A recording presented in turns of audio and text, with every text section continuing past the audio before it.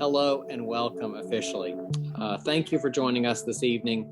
I'm John Moeller. I'm the president and CEO of Inspiritus, and you are here tonight, I believe, because you care about the issues facing adults with intellectual and developmental disabilities and children who are needing foster homes. There's an epic crisis in Georgia tonight.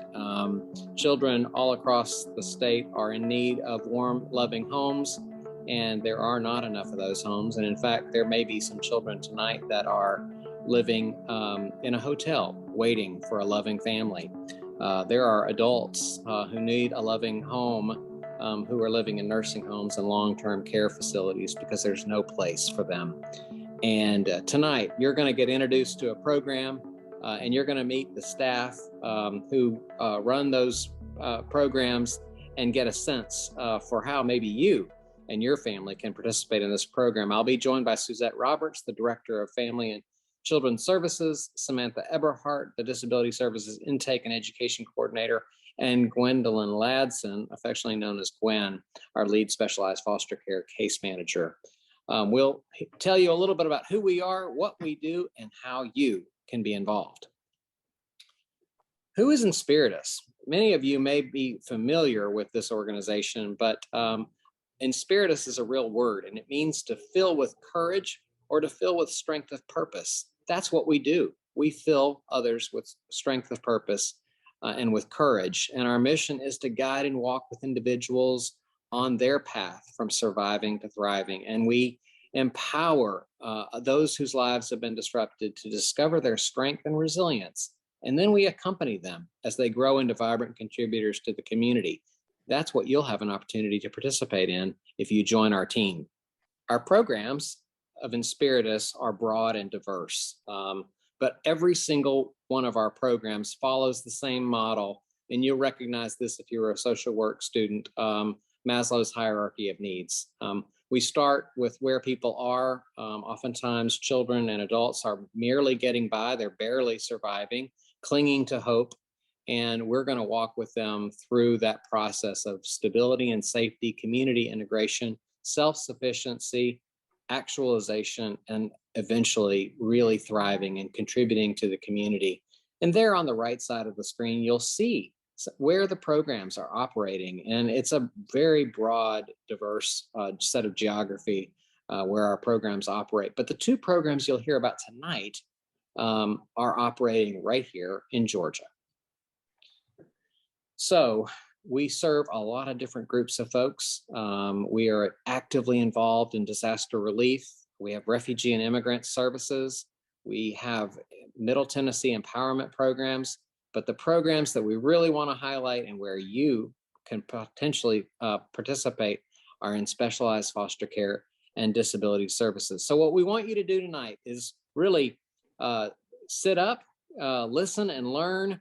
Think about questions that you may have about these programs and begin to ponder those questions, put them in the chat, and we'll take those questions towards the end of the program. We want to continue to remind you to stay on mute. And at this point, again, thank you for joining us. And I'm going to turn the program to Suzette, who's going to tell you a little bit about the work. Good evening, everyone. I will be talking to you over the course of the program this evening in reference to our specialized foster care program. And so our specialized foster care program serves children and youth 18 years and under who have complex medical and behavioral health needs. We work in partnership with the Division of Children and Family Services to ensure the safety, permanency, and well-being of children. All youth that we currently serve are in DFACS custody, but we get them through different avenues. Inspiritus receives referrals from the Department of Children and Family Services, from Children's Healthcare of Atlanta, and other hospitals which serve children, and we also receive them sometimes from other community partners. Inspiritus provides services for infants, children, and teens with complex medical, behavioral, and/or mental health needs. We also need homes that can host 2 or more youth in order to preserve sibling connections. We get many referrals for sibling groups that have 3 or more youth in them. And a lot of times they end up getting separated into different homes because there may not be a home that can facilitate them. So we work really hard to try to keep them together. Additionally, we receive referrals from all 159 counties in Georgia, with the majority of the homes being here in North Georgia. We have 2 locations from which we provide specialized foster care services. We provide services in the Metro Atlanta area and in Rome and its surrounding areas. And we approve homes in a 50-mile radius or 1 hour from each of our offices. And the reason we do this is so that we're better able to serve our youth and families, to try to keep kids in familiar surroundings when it's safe, and to ensure that we can respond timely when there's a crisis. Our specialized foster care program currently serves between 20 and 25 youth from around the state of Georgia. You may think that this is not a lot of children, but we intentionally keep our programming small so that we can provide individualized services, not just for our kids, but to our foster families, because the needs of our kids are very high, and we want to make sure that we are working in partnership and are in relationship with each and every one who decides to come and work with our agency. Inspiritus receives an average of 20 to 30 referrals per week and is asked to join staffings for hard-to-place youth regularly. Often the children in this population are older with a variety of complex needs. As of 2021, there are 11,921 youth in Georgia's foster care system. Historically, Inspiritus has accompanied over 100 youth at any given time with an array of medical and behavioral challenges. For adults aged 18 and older who have developmental and/or intellectual disabilities and who have received a Medicaid comp waiver, Inspiritus works in partnership with the Department of Behavioral Health and Developmental Disabilities to offer residential housing to individuals with developmental disabilities in a host home setting. Our homes at Inspiritus offer an intimate and person-centered residence with compassionate, well-trained support companions. The support companions and Inspiritus staff collaborate with state and regional agencies to provide a coordinated plan of care and support. A participant in disability services may be referred from a hospital, a mental health agency, regional board, or from private individuals, such as the participant's family. In disability and health services, we accompany adults who are medically fragile or have complex medical needs, have a variety of intellectual and developmental disabilities, such as autism spectrum disorder, cerebral palsy, Down syndrome, traumatic brain injury, moderate to severe intellectual challenges, or a low IQ. Here at Inspiritus, our disability services are offered at the following locations: Metro Atlanta, Athens, Columbus, Rome, and Savannah. Disability and Health Services accompanies around 75 adult individuals throughout the state, primarily in the Metro Atlanta, Athens, Rome, Columbus, and Savannah regions. In Georgia, there are over 6,000 individuals living with developmental disabilities, waiting to receive a Medicaid waiver, which would allow them to live in their communities and have the supports they need to be successful in their daily life. Historically, we have accompanied over 300 adult individuals with intellectual and developmental disabilities. How can you help? We need homes for foster care and disability services. Please join our Inspiritus team and become a foster parent or support companion to a child or adult in need. Becoming a foster parent means offering hope to children in need by providing a secure and supportive home where they can live, grow, and thrive. Inspiritus is looking for individuals or families with the desire to care for children with complex needs, people who have a good support network, time, compassion, flexibility, and a willingness to work in partnership. We need homes for individual youth, as well as sibling groups. Inspiritus will provide pre-service training, specialized training as deemed necessary, and ongoing educational opportunities, regular monitoring, and 24/7 crisis support. My name is Gwen Latson, and I am the lead foster care case manager here at Inspiritus. I've had the pleasure of fulfilling this role for almost 4 years. In my role, I will be your first point of contact when you meet your new family member. My sole purpose is to provide support to your family. More importantly, I will be there to offer you guidance and resources to help you through this transition. Our team will take the guesswork out of it. We will serve as a liaison between you and all the partners of this work. Your partners are the Department of Family and Children Services, birth families, the court system, the school system, and medical providers. So there's no need for you to be worried. We will take that journey with you. How we support. We provide service and safety planning. As a case manager, I develop service plans for each child. These plans provide goals that are tailored to the child's individual needs. Advocating. Have no fear. We will be a fierce advocate for you and the child placed in your home. We will make sure that all the services are put in place to help the child thrive and for you to have a successful placement. Collaborating. Working together can offer a comprehensive and coordinate array of services and support to meet the needs of a child and to support you in providing a successful placement. Problem solving. There is not a problem you will have to solve alone. Inspiritus has a team of professionals who will help find solutions to any problem. Training. The agency provides training year-round.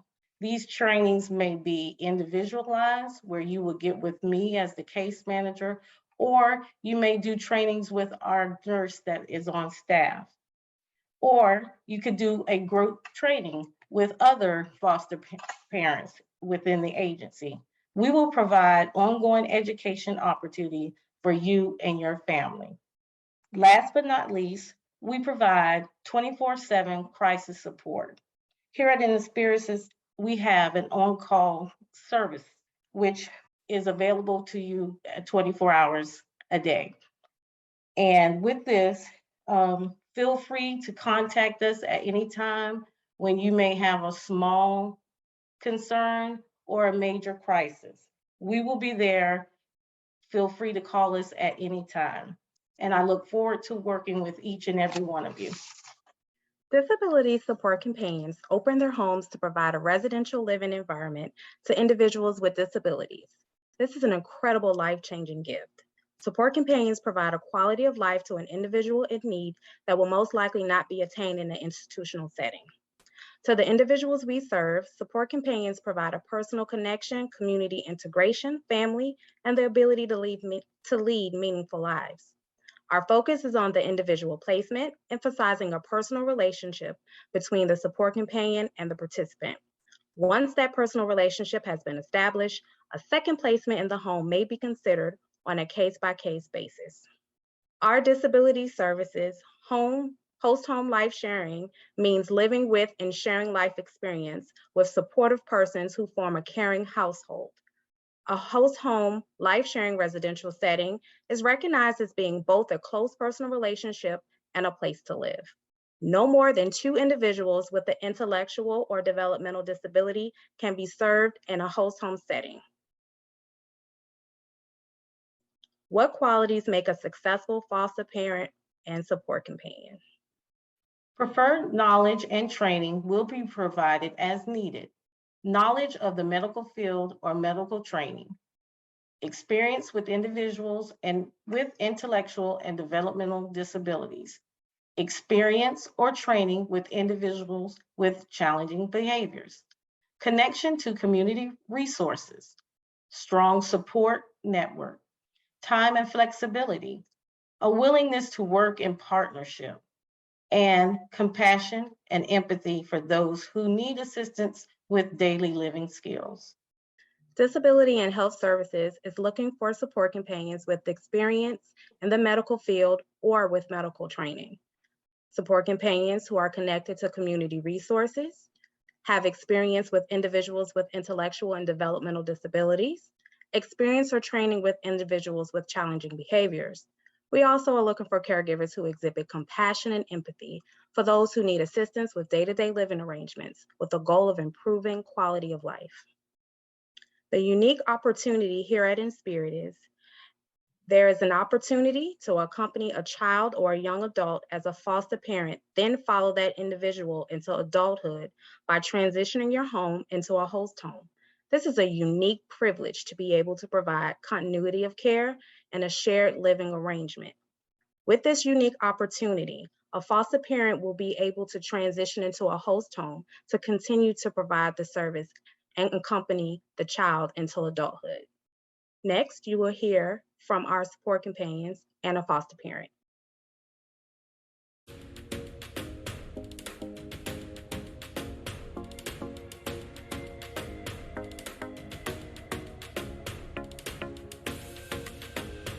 My life is dedicating myself to the kids and my husband, but I love those kids with all my heart. And I'm telling you, I would do anything in the world for them. I decided to be a support companion because of my daughter, and I kind of choke up sometimes because I see the way some people treat mentally challenged people, and I know I have a lot of love in me to give. Lord behold, there was Destiny. Oh God, she was just the beautifulest. She was 5 days, and I automatically fell in love with her. I see progress every day in Belinda, in the way she carried herself, the way she talked to me with respect. Every now and then she will have an episode, I'm not going to lie, but for the most part, she is doing excellent. They dance, we go out, we laugh, we talk, we cry sometimes, but you know, all in all, they're our kids. Once they enter this house, they have our complete love and trust. Many of these individuals, they do not have family. And this affords them the opportunity to have a family and to live in a nurturing and safe environment. My goal is to see them excel in life, to be independent, to be self-sufficient.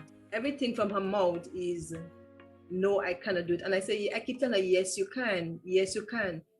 The sky is the starting point for you. And if you don't try, you will not know your true potential.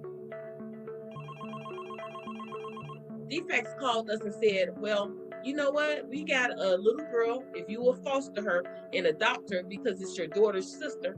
And I talked to my husband when he got home. I said, oh, honey, I said, you know, Defects say they have a little girl that's Destiny's sister.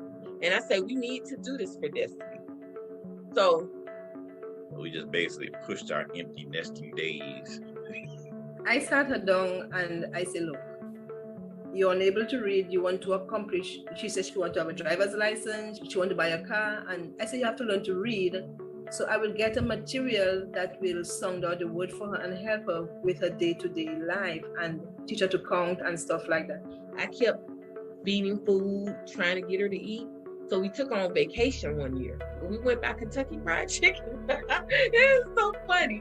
So I got mashed potatoes. I put the mashed potatoes in her mouth. She ate it.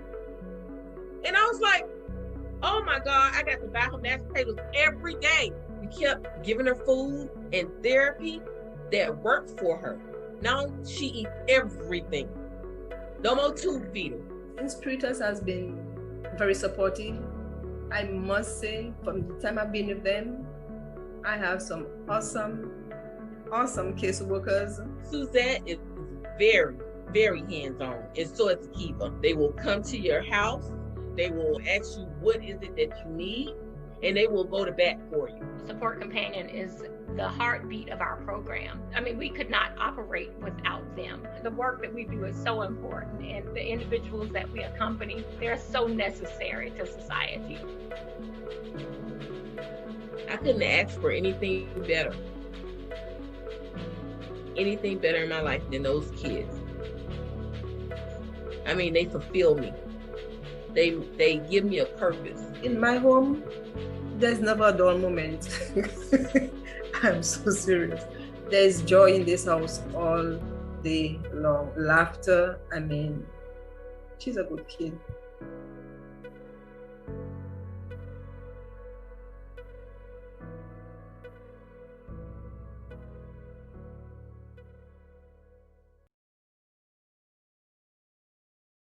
I always get teared up when I watch that and listen to our families talk about how rich their lives have become because they have just taken a chance and taken in some of our kids. Our family that you saw there has actually adopted 5 times and have 2 more kids in their home. So they really did put their empty nester that they thought they were going to become behind them, but they enjoy every moment of it. And so some of the requirements to becoming a foster parent are, our foster parents must meet the Georgia Department of Children and Family Service requirements. They need to be physically able to care for children. So you will have to get a doctor to say that, yes, I am able to take care of kids. You need to be a citizen or a legal resident, at least 21 years of age, no substantiated child protective services history, meaning that you haven't had any cases of abuse or neglect. You need to be able to pass state and national criminal background checks, of course, because we want to ensure the safety of our kids, just as though if those were our kids coming into care, we wanted to make sure that they were with people who would love and take care of them and that they would be safe until we could care for them again. You must complete a structured analysis family evaluation, which is called a safe home study, which is a very extensive study of your home, which helps us to learn more about you and be able to present your home to the state and be able to use that information to find kids that match your preferences, your capacity, and that will blend in with your family well. And then you must have access to a computer and have basic technology skills. And we say that because, one, your kids will probably be using them in school, but in addition to that, we do a lot of our communication with foster parents. We offer computer-based training, and a lot of the paperwork can easily be submitted if you have technology skills. Disability services requirements. We prefer that the support companion be at least 25 years old, have a GED or diploma, have dependable and reliable transportation with the ability to safely transport, the ability to pass multiple background checks, the ability to lift 50 to 75 pounds, someone who has excellent social skills to interfere with families and individuals with developmental disabilities, someone who's willing to work with individuals with challenging behaviors, someone who is detail-oriented and task-oriented, someone who's reliable, dependable, and mostly motivated.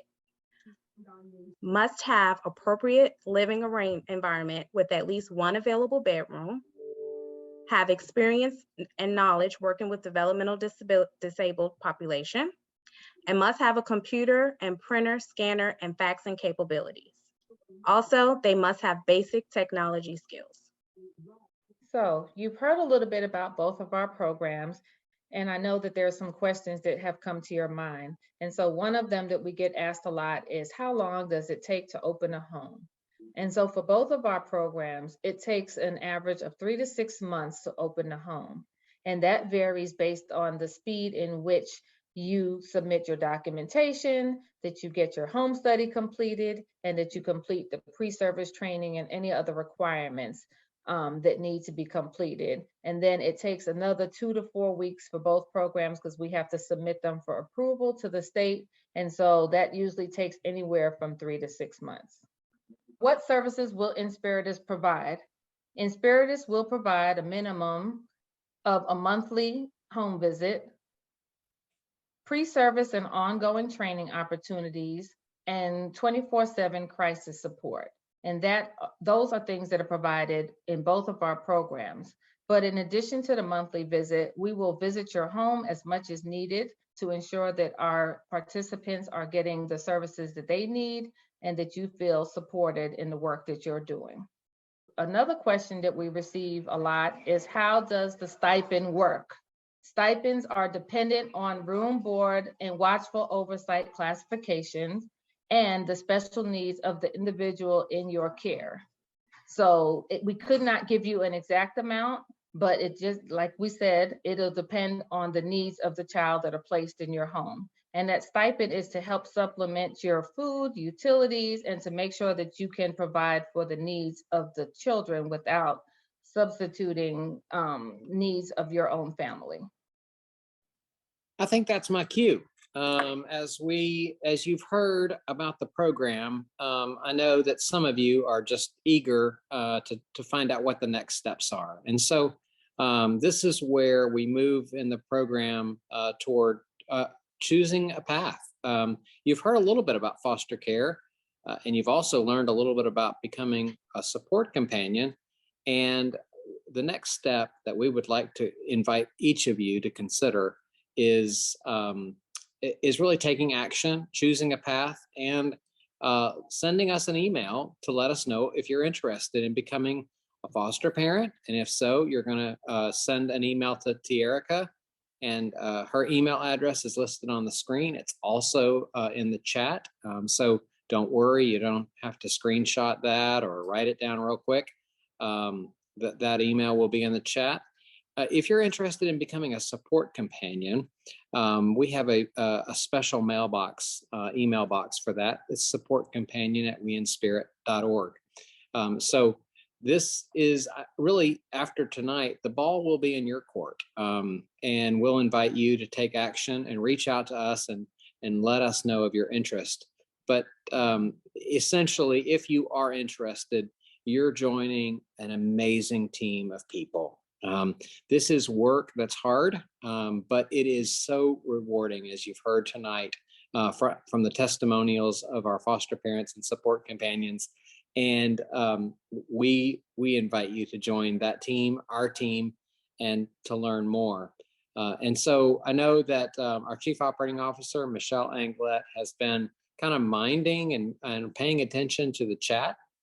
Some of you may have questions that you've not put in the chat. But first, I'm going to turn to Michelle to see if there was anything that she wanted to lift up as a question, and maybe could direct that to the right Inspiritus professional. Sure. So one question that we talked a little bit about, how long does it take to open a home? And Suzette mentioned that can take 3 to 6 months, just depending on lots of factors, including the training that you have to go through, how quickly the home study and paperwork gets turned in, and then some of that approval process then goes to the state. Inspiritus approves the home when we send it to the state. We say we think these homes are qualified to become either foster homes for us or host homes for those support companions that are new to the organization, but then the state also reviews that. I wonder, Suzette, you might say just a little bit more, and I know that we would get into this in trainings with people, but how much training is involved, and maybe what are some of the, how long would it take for Inspiritus to get a home study ready? And then we'll ask the same of the disability services team. So maybe just go a little bit deeper there in terms of process. Okay. So when you're becoming a foster home, the pre-service training is 24 hours. We usually do it maybe twice a week and then maybe a weekend to try to get you through within about 3 to 4 weeks. And then we also need you to take CPR and first aid. And then we also have some behavior management training, which can either happen prior to certification or before you get your first placement. And that training is about 8 hours as well. What was your other part of your question, Michelle? I think that was helpful. I think training and just kind of how long does it typically take us in Spiritus to get a home study ready before getting it to the state? Because we know it's a bit out of our control when it leaves us and then we await the final approval. So it usually takes about 30 days to complete a home study. The licensing specialist or home study writer will have to visit your home at minimum 3 times to come out to meet you, your family, any support people that you may want included in your study, and just to be able to look at your home and make sure that it's, meets all of our regulations, help you if there are things that need to be done to accommodate our children. And so that usually takes 30 days to get to the final product before we can submit it. And then it can take between 2 to 4 weeks to be approved by the Department of Children and Family Services. Thank you. Samantha, you want to answer that question for our disability services program? Yes, it typically takes 3 to 6 months. You will have a resource specialist who will carry you through the entire process. Most of our training is online, so you will be able to complete it at your leisure. The approval process really depends on you and how quickly we can get all of your training completed, all your background checks done in your home study. And we submit that to the state, and then we wait on them to do the final approval. We come to your home, we do walkthroughs, and then there's additional training that you will have to do after your home study is submitted to the state. Thank you. And I see we did have a question pop up in the chat. How many of your hosts work full-time jobs or part-time jobs? So Samantha, why don't we let you take that one first, and then we'll ask Suzette to respond to that. A lot of our host homes are able to maintain their jobs, whether part-time or full-time. We actually encourage that. Our individuals do participate in day services, so they will have something meaningful to do during the day, which also allows our support companions to continue to maintain their employment. And then for foster care, that's similar. Most, if not all of our parents work. At least one person in the household works. It just kind of depends on the family situation and the needs of the individuals. Most of our kids, even our special needs kids, all go to school. So they are gone during school hours for the most part. And if they're not able to go to school and there is a parent available, they will be homeschooled. And we also, through the state, provide funding so that they can go to after school programs, to do extracurricular activities, and during the summer to attend summer camp. Are we allowed to choose male or female for the hosts? Yes, you certainly are. You definitely have your preference on the individual that you would like to support. We also do a meet and greet as well as a pre-service placement where the individual will be able to do an overnight or as many daytime visits with you before you make a final decision on moving forward. And Suzette, maybe you want to answer that just in terms of the choice that a foster parent might have to accept. I mean, how's that decision made? You know, when your staff approach a foster parent about a placement, how does that process work? Sure. So part of our foster care approval process is you have to complete a preference list. And so that preference list not only talks about male or female, it talks about ages that you feel comfortable working with. It also talks about many mental health, intellectual disability, or other traumas that the child has experienced and what you feel comfortable working with. So you're able to let us know what you're comfortable with. And during your process, we kind of go through that with you to see, are there areas that you would like to work with that we need to provide more training? But you have the ability to let us know your preferences. And then once we get referrals from the state, we look at our foster parents' preferences to try to place a child who meets the need, not just so that you can meet their needs, but so that they will fit into your family and your life well. I might invite those of you who are uncomfortable using the chat function to raise your hand. There's an opportunity in Zoom to raise your hand. You can click on that icon and we will call on you. But I did just see another question in the chat. Michelle, you want to direct that? Yeah, is there an age limit to be a foster parent? No, there is no age limit, except that you have to be over or 21 or older. And we have some foster parents who have been with us for 10, 15 years, and that they are retired. So as long as you can care for the child and provide for their needs, including extracurricular and things of that nature, then, all are welcome to apply and become foster parents. Another question, as a host or foster parent, are you obligated to be vaccinated for COVID-19? So as a foster parent, that is not a requirement of the state. We do urge all of our foster parents to become vaccinated if possible, but there is no mandate for that because you do have kids that are coming in and out of your home. So we want to make sure that you and your family are protected, as well as if you get a new placement.